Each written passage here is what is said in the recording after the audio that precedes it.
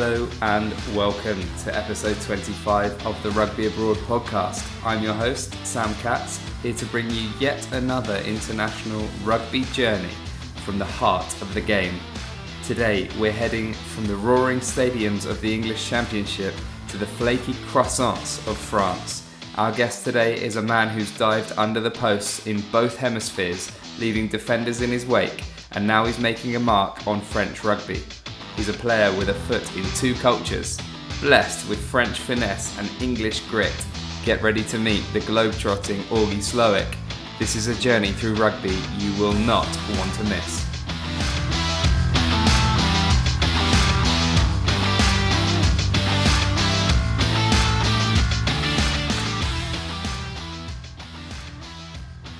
Welcome back, guys, to episode 25 of the Rugby Abroad podcast. Today I have Auguy Slowik with me. We last crossed paths in Bristol about a good number of years ago, Auguy. Great to have you on, mate. Thanks for agreeing to be here today. How are you, mate? How's it all going? I know you're in France at the moment. Mate, it's all going pretty well. It's great to catch up with you again, and thanks for having me on. I know it's been, it's got to be like 7 years, maybe a bit longer since we last properly caught up. Definitely. Since the last face-to-face, it's been a long while, but I've been following your progress, mate, on socials, and you seem to have been having a bit of a journey, to say the least, over the last few years. You left Bristol. Why don't you start where it all began, to be honest, mate, and take us through your little journey there? So we'll go right from the beginning. So obviously I was a Filton College boy. And unfortunately, in my last year of college, I had to have double shoulder operations at the age of 18, which wasn't great. Yeah. Class for a winger that doesn't tackle already, so that was good. And then I wasn't being signed by Bristol, but then the management changed and they gave me a 1-year deal. So I ended up signing an academy contract for $5,000 a year, which was, apparently in those days was the norm. Yeah. And then managed to somehow, 5 of the other fullbacks were injured, so I was last man standing, and I never looked back. Managed to squeak out 4 good years in Bristol. Fantastic. And then that's where we crossed paths, because you obviously came on trial there. Yeah, and what an experience. I remember, honestly, you were probably one of the standout players. I played a bit of A-League with you at the time, maybe 3 or 4 matches. And I just remember you scoring an outrageous try. I don't remember if it was against Wasps or against London Irish. I don't know if we can even mention those teams on the pod today. I feel a bit bad, actually. What a bloody shame. I forget we played against teams like that. Yeah, it's chaos, isn't it? And I remember you just had absolutely no right at all.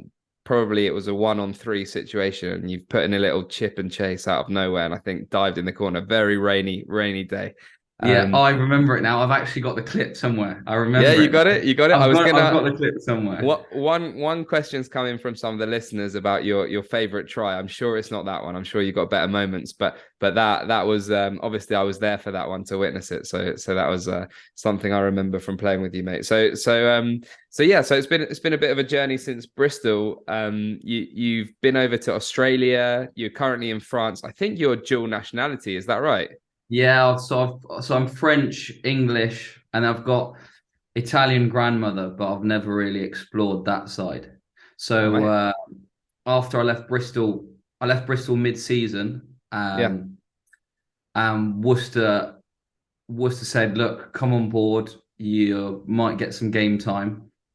And probably looking back at it, it is my worst decision of my rugby career going to Worcester, because I just went there and literally was put in the freezer in the bin juice, and just I didn't even get a chance. Well, I played like 70 minutes against Harlequins in an A-League game, but that was sort of like as a token gesture from them saying, "Look, we've signed you accidentally.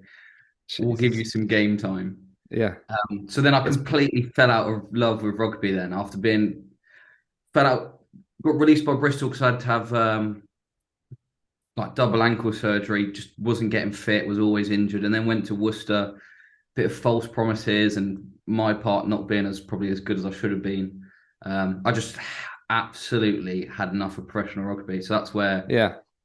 the opportunity to go to Australia, go somewhere more semi-pro, try 6, 7 months in the real world with a job and just see if I could fall back in love with rugby again. And unfortunately, I played for Northern Suburbs, who had Simon Cron as a coach, who's now head of Western Force. Uh, Unbelievable bloke, and you know, Australia was an experience that I'd never forget because it made me fall back in love with rugby. We were just playing jouet rugby from all sorts of ridiculous areas on the pitch. It was a lot of fun for a player like me that just wants to just attack from every single opportunity. Yeah, mate, that is the spirit of that league. I think speaks about rugby that is just a bit more exciting, a bit more chaos, isn't it? So that Yeah, probably suits you well. Did you find that was the tough thing in England? Obviously, maybe you're not the biggest winger. And did that have an issue when you were coming through like the school academy, looking to go to Worcester? Were they picking guys that were maybe bigger and more sizable? yeah, potentially. But also, I just think the way that the English rugby was when I was coming through the academy was it was quite a structured, slow paced game. That I think we're starting to see it go back to like lots of box kicking and all that. A more like defensive side of rugby where it's probably not my strong point, and especially playing for two clubs like that they always needed reassurance where you could have the one guy that could score a try out of nothing, but maybe let you down defensively a little bit, or was just a little bit too small. Because I started my rugby career at what, 70 kilos. So for the first 3 months at Bristol, I genuinely wasn't allowed to train. I was too light. I Yeah. genuinely did not step foot on the rugby pitch. I was in the gym like twice a day. First one Yeah. in at 6 o'clock in the morning, trying to get some volume in. And in in 4 months, I went from 70 kilos to, I don't know, 86. So I put on like 16 kilos. And that was a big shock for my body. Unbelievable. How did your rugby take off as a result of that?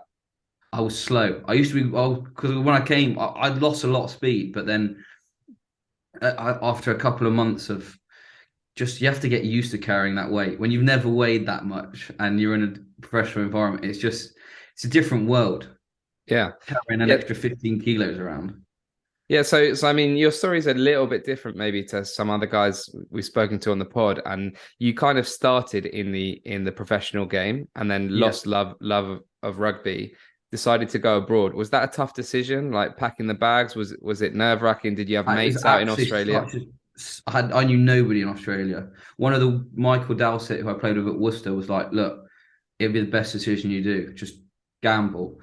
Yeah, Um, and I had like a few offers to go and drop down into the champ, and obviously I was like, "Look, I've done all right in the champ, but yeah, I was playing for Bristol, so we were, 9 times out of 10 walking over everybody." And I just wanted to gamble. I just wanted to roll the dice. I was like, I don't know if I don't. I genuinely was just like, I don't know if professional rugby is the way forward for me. yeah. So the decision to go to Australia was really, really easy. Yeah, well that's great. And what about how did you settle in? Obviously, we always say that when you move abroad, if you're a rugby player, you've got about 25, 30 mates already there, despite not knowing them to begin with. Yeah, Do you know what I mean? You join a it new was club. Is it like you like said, it that? was so easy to settle in. Like Yeah. you go into any rugby team in the world, and you're going to find like out of the 20 of them, you're going to get on really well with at least five or six. So it didn't take me long to get in there with a few good lads, and I house shared with Angus Sinclair, so a lad who he actually had a bit of champ experience with Pirates when I was at Bristol, but yeah, it just got on well. We house shared, and just relatively easy. Just expensive to live in Sydney. Yeah, I bet. And how was it going from like professional rugby to a less professional environment? Did you keep up your standards? Was it difficult? Did you bring some stuff that you'd learned over in the professional game over to the team you were playing for, Eastern Suburbs, or did you lose a bit of focus, or did you regather you said you fell back in love with the sport? Did that involve kind of the social side of rugby as well? Yeah, I think it just involved embracing what it was. I didn't want to come over and like just spew all that professional rugby, malarkey all over them, where I just wanted to take it for what it was. Yeah. And I actually loved it. Training 3 times a week and then match on Saturday. It was enough. And then I had a really decent job alongside of it. So it's just a great experience to know that, if professional rugby doesn't work out, then I'll be all right, because that's what the big scare is. I think nowadays is Yeah. like you don't know when your last contract is, and I did it relatively early and had that break. Yeah, I guess the key is using your rugby network as well. I'm not sure how. Well, tell us a story. How did you end up getting out to that club, Eastern Suburbs, and was it through a contact of a contact? I mean, that's how I ended up in New Zealand at 19 years old, and with a job, and was it the club that sorts you out the job? Just thinking of listeners that maybe don't know how this process works. How did you end up getting that job out So there? I played with a guy at Worcester who played for Northern Suburbs, and then he was like, "Look, I've got a fullback. He's keen to come." They were like, "Yeah, we'll have him." Really, just it got done really, really quickly. They phoned me. They were like, "Look, we'll help you. We'll find you an apartment. We'll do this. We'll do that. We'll help you with a job." Got there literally a week later. I started working with the one of the assistant coaches who was a labourer. Uh, Hard work, but I actually loved it, and it's just like building site banters, just like rugby banter. So it was quite Yeah. easy to like slot in. Um, so yeah, then they found me a job. It was really like plain sailing. So the club helped out a lot. It sounds plain sailing. It's people don't always get so lucky. Was No, was that kind of yeah? Were you worried that maybe things weren't going to be as easy? And was it a breath of fresh air? Did you sign any contracts? Was this like a professional thing where you were like, oh right, you got a job for me? Yeah, I'll sign something. Or with the team, I'll pre-register and or did you just take their word for it? This is something that occurs a lot in rugby. We just got to trust our gut instinct at that was times. it, mate. I would just literally, from a couple of phone call conversations, I literally just had to trust them. Nothing was signed. Yeah. I got on the plane. Obviously, I was a bit nervous. I was like, because everyone hears the stories where they move like halfway across the world, and like 2 weeks later they end up moving back because it's just loads of false promises. Yeah. But I think I was in a place in my head where I was like, even if that does happen, I'm just happy I've taken the risk. Yeah, that's it, I guess. And that's I think that's the hardest step. And people often I know a lot of guys that were playing sort of champ level rugby could probably have played higher level, but the limited opportunities that there are, and once they've kind of given up on that I guess, or fallen out of love with it, they just go into like a working environment, and that's it. Rugby's done for them. And maybe there's not enough people that know that there are these opportunities out there that you can have life experiences. I imagine you're making friends for life on your travels as well. I think we all have when we've traveled with our rugby. So latest chapter is Nice in France. Do you have a connection there from before? How did you end up out in Nice? Yeah. And yeah, tell us the story. So when we were at Bristol, you played with Ben Mosses as well, the I think I must centre. have done. Yeah, I think I Yeah. must have done. So me and Ben have been best mates, like inseparable from our Bristol days, and somehow he got a contract out here the year Yeah. before me, and then phoned me and was like, "Look, we're looking for a winger slash fullback with speed." And I was like, He was like, "You fit everything." So I've passed your CV over, and literally they phoned me and were like, "When can you come visit?" And I was like, "Look, I'm visiting next week because I've booked a holiday to come and see my mate." And they're like, "Yeah, sweet, come in the office." Sat down in the office for about half an hour. They're like, "What do you need to make this happen?" I literally spewed out some contract demands, and they were like, Yeah, seems reasonable. We'll let you know in a week. And literally 4 days later, sent me through a contract. It happened so quickly, and because I was obviously at Jersey as well at the time, Yeah. another club that you've played for. Yes. And I had a very love-hate relationship with Jersey, and I was like, south of France, I cannot say no to go and play for Nice. Yeah. And yeah, look, I've had 3 years now here, and genuinely the best rugby decision I've ever made. Yeah. I wish I made it earlier. I wish I came earlier. So yeah, you're actually in this place where you're dual nationality. You haven't. Yeah, You are still qualified for France essentially. Like yeah. you're an what I can't remember what they call it there. A GIF. Is that right? Yeah, well, technically I'm not, but I've got a French passport, so it makes me not as foreign as someone that's not French. Okay, so it gives you some benefits. So Yes. for anyone like listening, if you do have dual nationalities or a second passport, it does make things easier when you're moving out. Was the club like? Did you speak any French before you came over? Yeah, I spoke like reasonably good French. I could get by. I could get by, but there was like certain subjects that So I I've mean, never. This is a French team's dream to have an English born and bred rugby player with a bit of French, bit of knowledge of the culture, a French passport. I mean, come on, they weren't going to say no to you, were they, Nice? Well, yeah, well, they didn't know how much of an idiot I was, so I'm not sure how it went down a couple of weeks into pre-season. Yeah, But no, I had like the basics French or probably like above average basics, apart from a few subjects. But yeah. it's pretty easy to pick up once you just dive into it. It is, isn't it? I mean, I've spoken about it before that there are those people that don't really dive into it and just, stick to themselves, bit shy And maybe. they just don't survive. Yeah, I've played with lads here who have been here, some good players, like 2, 3 years, maybe a little bit longer, coming on to 4 years now, played for some like decent clubs and cannot speak a word of French. And I'm like, what are you doing? You're wasting it. yeah. It's not only that they might be wasting an opportunity, to really integrate in a culture and perhaps make the most out of the experience. But what about the skill that you're picking up for after? You spoke about, oh well, guys are worried about what they're doing work wise after their rugby careers are over.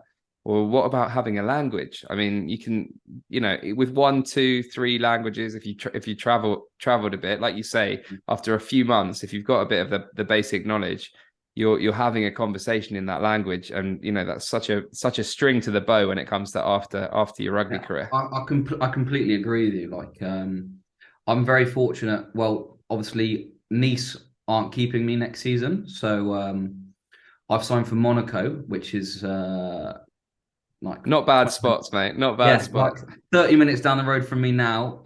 It's part time. I've got a diploma in finance. I'm bilingual in French and English, like you said. Yeah. I've added a life skill, and now I'm working twice a week in a big finance institute over there. So I've yeah, I've done all right to sort myself out nicely and still play some decent rugby in a nice part of the world. Yeah, 100%. I mean, that's what it's about. And just compared to, you mentioned the love-hate relationship with Jersey. I had my own interesting experience over there myself. I played for a year with obviously under Harvey Billjohn's guidance, the legend that is. And Yeah, yeah, I had actually probably my best season of my professional career over in Jersey. And it was one of those where I just thought I could have kicked on, probably could have stayed there for a couple of years, could have kicked on in the English leagues. I think I was top scorer that year, very high kicking percentage, and then I was 26. I don't know if it was because they were looking for someone younger or whatever, but they didn't re-sign me. So that's where my journey to France started, and I ended up in the Pro D2 with Massy at the time, before moving down to Beziers. But it was, I don't know if you found that, there's a kind of a, what do they call it, a rotating doors of players that are leaving and players that are coming in to those kind of championship clubs. Did you find that? I think you were there for quite a few years, so did you yeah. see a lot of guys coming in and out? I managed to hang on to Jersey for 3 years. Um, yeah, we had always big turnover. 12 plus, 15 plus players. Yeah. Yeah, like you said, it was a place that I loved and I absolutely despised at times. I only signed 1 year contracts there. It was only I signed 3 1 years, and every year at the end of the contract, I was like, I don't know if I can do this thing every year. And then obviously I ended up signing it, and doing some wicked stuff like beating London Irish, scoring that try Yeah. against them. Oh, that ridiculous try that was just repeated over and over and over Yeah, again on all mate. over socials. The only time Sky Sports have ever awarded a try of the year in 2018, and I bloody won it with a length of the field try that I've done nothing in apart from yog up the sideline and just fall over in the corner. Class. And obviously, I don't want to slag Jersey in any way whatsoever, because it was a great, let's say, building block, stepping stone for my career. And obviously, massive congratulations to that team that just won the championship this year against all odds, really, considering the amount of investment and spending that goes on by their London neighbours, Ealing Trailfinders, right? It's ridiculous. I love the fact that Jersey have won. I think it's great for Bill Jong. He deserves something. He's a very, very good rugby coach, and he deserves something. And I'm not a big Ealing fan, so good on Jersey. You spend all that money in the world and you can't still win the league. Yeah, absolutely. And just on that, you spent 3 years in Jersey, 3 years in Nice. Give us a little comparison. I know I always ask guests about a food comparison as well. Let's just go away from rugby here. Jersey's obviously got its influence from French culture, but it's northern France, I would say. So what's been the big difference culinary wise from Jersey to Nice? Probably just the pastries here, the level of how good baguettes and croissants are in France. Like the worst decision I made was we lived like 100 meters from a boulangerie in the first 4 months of COVID, and you couldn't. There's no training, so and every day the walk would be back and forth from the boulangerie, and I reckon I put on about 6 kilos of just pure bread, pastries, desserts. They're just, I understand why the French and now everyone in France either has one croissant or they just have espresso, cigarette. Even professional rugby players, the coffee, cigarette, breakfast is a regime down here. But for foreigners like me who oh no, I'd like a bit of pastry or pound of chocolate or something like that. They're just out of this world. They're just ridiculous. Awesome. And what about the rugby? How did the rugby compare? Obviously, Jersey's a very professional environment. It was a bit of a shock to me coming over to the Pro D2 from Jersey in the championship, despite maybe having potentially double or even triple the budget in the Pro D2 as what championship clubs have. The level of professionalism wasn't necessarily the step up I was expecting. If not, it was probably a step down. And for me, actually, that was probably a good thing. And it was that it added to my experience of France. I think French clubs are massively carried forward by their fan base and their culture that is just ingrained in everything about the clubs there. Whereas the English clubs maybe less fans, less vibe around the club, but their professionalism is what takes them through, maybe, especially at championship level. What was the difference in culture, rugby culture for you? You spent 3 years in each place. Mate, I completely agree with you.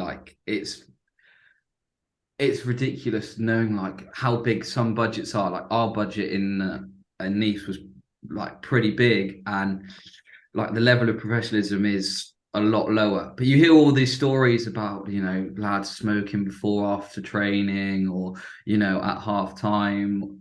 And all of them are true, all these ridiculous stories. But I knew leaving Jersey that this rugby dream of maybe ever getting back to the Premiership or playing high level again was over. So me slipping into something that was slightly less professional, where, weight sessions were occasionally optional, and if they were optional you'd see zero of the French lads. It would only be the foreigners turning up to optional weights. Yeah, meetings where boys are just tabbing at the back of the room. It just all the stories of French rugby. I didn't believe were like I thought it was a bit of spice, but then now being here, it's so true. And apparently it happens all the boys say it's the same at all levels. Oh, it's just ridiculous.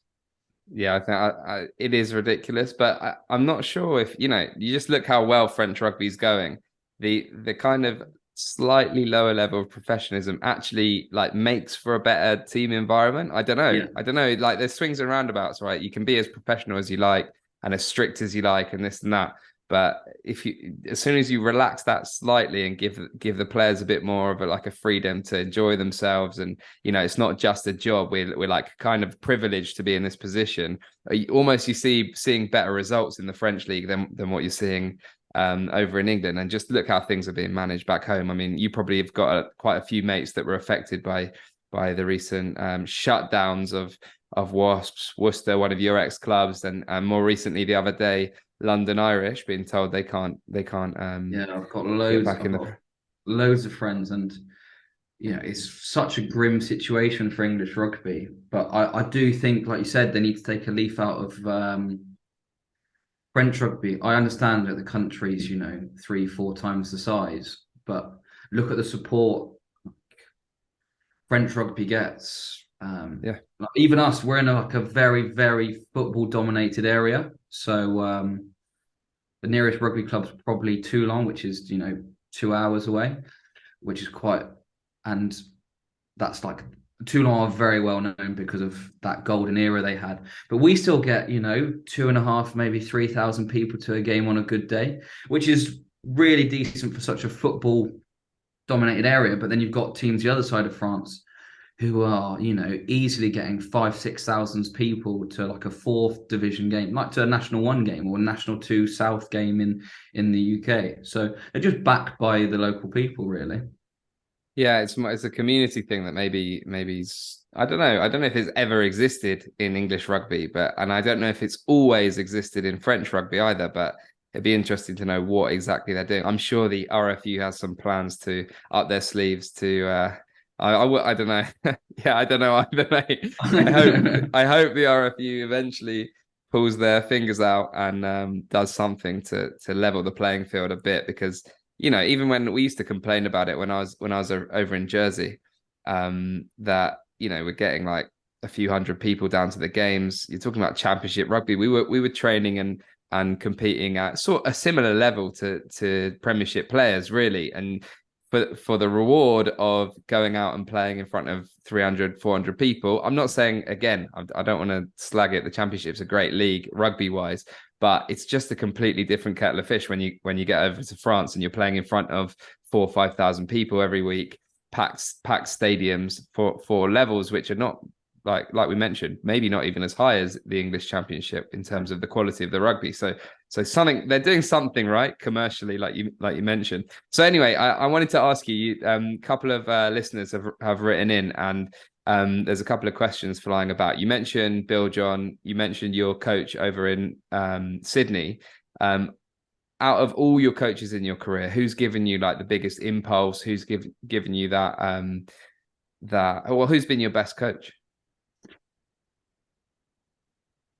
It's definitely got to be between Simon Cron, the one in Australia, and my last one. His name's David Bolgashvili. He's a Georgian, mean Georgian bloke. He was a Nice coach. Feisty character, but again, technically a very good coach that just understood. Both him and Cron understood the player that I was, and then sometimes I don't fit into a game plan. I'm allowed to go just outside of it, and they understood that, and they give you that license to be that player you want to be, to express yourself. And both on the field, they've definitely probably helped me the most and give me that love of the game back.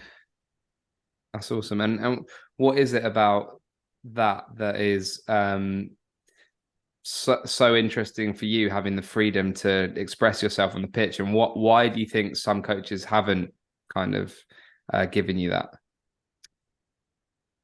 It's a good question. I don't know. I think English rugby is very much like a pressure cooker. It's if it's not going well, then it's really not going well, and all risk has to be taken off the table. I think we've both played for Biljon, where game plans have been very, very forward orientated and very basic because things weren't going well, and that's how you can win games of rugby. But then, playing in like for Nice, it's just a different side of rugby. Open, yeah, still very like forward orientated, where we've this pack's got to beat this pack up and blah blah blah. But then it's just been the very classic French jouet, and just if it's open, just go for it. Yeah, and tell us about this thing at the back there. Is that French or English? The mullet. I wasn't going to mention it, but wow, that is special, mate. That is a first for the Rugby Abroad podcast as well. First mullet. First Is that mullet. So basically, I played a sevens tournament for Monaco Impies in Melrose recently, and I was like, yeah, I thought, go on, I'll jump on this, mullet phase that everyone's going through, and I was like, but everyone can do. I wish I could jump on that as well, mate. To be honest, a couple of years back, maybe. And I was like, everyone's got a mullet. What can I do to make it a little bit different? And one of the lad's girlfriends here's a hairdresser, and she's like, just chuck some color in it. And I was like, yeah, go on then. And then just ever since then, I've loved it. Awesome. I think I love the attention of it as well. Yeah, of course. Yeah. And how did you get on in Melrose? It's a great tournament. Wicked tournament. And we turned up with a bunch of we actually only turned up with 9 players on Wednesday. And we spent 2 days trying to find 3 players. So by Saturday morning, we had should have given me a call, mate. Now you're in the contact list. It's fine. Yeah, we ended up winning it. I don't know how we won it, honestly. Bunch of misfits we were, but we pulled something together pretty special and beat a very decent Samurai team in the final somehow and won it. Unbelievable, mate. I mean, those sevens tournaments for me, I used to play a lot, and when you mentioned falling out of love with rugby, I was probably doing just the same coming out of university. To be honest, I was quite fed up of it. And some of those sevens tournaments that I played that summer, that I always like compare sevens tournaments. They're just over a weekend, but it's always like squashing a whole season into one little weekend. I've got mates that I played one weekend of sevens with in 2009 or something like that, and they're still my mates to this day. Just spending 3 days as a team in that kind of intense environment, but enjoying yourselves as well. That for me is like one of the things that made me fall back in love with rugby and actually got me some of my opportunities abroad off the back of some sevens tournaments. It's mental how people don't connect the two. Now sevens and 15s are like seen as totally different, totally separate entities, and even England RFU throwing away their sevens program. You've seen the same with a lot of other nations as well. The importance of these tournaments for guys to stay in love with the game, to keep having fun with it, and produce some good rugby as well. It's so key. It's been key over my career. I've obviously stopped playing. Yeah, genuinely, winning Melrose is probably easily the highlight of my rugby career, just from like the whole story, like you say, turned up on Wednesday, and of the 9 that were there, I knew 4 of them. Only 9 players, and then we found 2 others. And by the end of the like you said, I played. There's Tyler Bush and Conan on Osborne, who Jamaican 7 boys who played for us at Melrose, and they're not my best mates now. I'm on FaceTime to both of them like once a week. We're texting most days. It's like we're inseparable. And I've played, I've done 4 days with them in bloody sunny Edinburgh. Yeah. Well, we've won a tournament. But like you said, it's just that you pack that whole season in. You start the season, first day, hardly anyone. You're like stepping on eggshells. You're like, oh, who's this guy? Find him. And by the end of it, especially after we won and have the night out, you're like the best mates. So key. Such an awesome experience. Mate, and also I got to re-ask you again. Was that try you mentioned at Jersey, was that your best try of your career? It's probably not the best try like I've scored individually, but because of the accolade, I just can't say no because, It's the most famous try then. yeah, it's the most famous try. And genuinely, I should have got nowhere near winning this try, but I've won it. I won it with like 60% of the vote as well. But that's because all the other tries were from like some serious big dogs and they just couldn't care less. Mate, and what's the plan for the future then? So I'm slowly stepping away from it. Probably play a bit more sevens. Monaco's part-time, Federal 2. So dropping down a few leagues, try and bring some experience and some wisdom, which will be hard to find. And then I've got a degree in finance, so I'm going that way, try and go into wealth management. So I'm in a nice part of the world to do it. I met got invited to the Grand Prix a couple of weeks ago, met some pretty big people that are going to help me. Again, just like you said, rugby contacts, mate, very fortunate to have played for some decent teams with some really decent contacts, and you just rely on them to, help you, guide you through the next part of life after rugby. Definitely. Well, listen, Auguy, it's been an absolute pleasure, mate. I really appreciate you coming on today. I know I've probably taken you out of your busy schedule, just enjoying the sun and the beach in the south of France there, mate. The sun's not here today, so you picked a good day. Picked a good one. All right. Well, listen, thanks for coming on. It's been very insightful. We've enjoyed listening about your career and all the best for the future and your future career. So cheers for coming on, mate, and look forward to speaking soon. Thank you, mate. Thanks for having me. Always a pleasure to catch up. Cheers, mate. Thanks. As always, thanks to all our listeners for tuning in. If you like this episode, please don't forget to like, subscribe, and share the podcast with your friends and fellow rugby enthusiasts. You can find us on YouTube and Instagram, where we'll be posting updates about our upcoming episodes and much more. Make sure to check out our other episodes, including some in Spanish, and if you haven't already, visit rugbyabroad.com to grab some awesome merchandise that supports the show. Until next time, I'm Sam Katz, and this has been the Rugby Abroad podcast.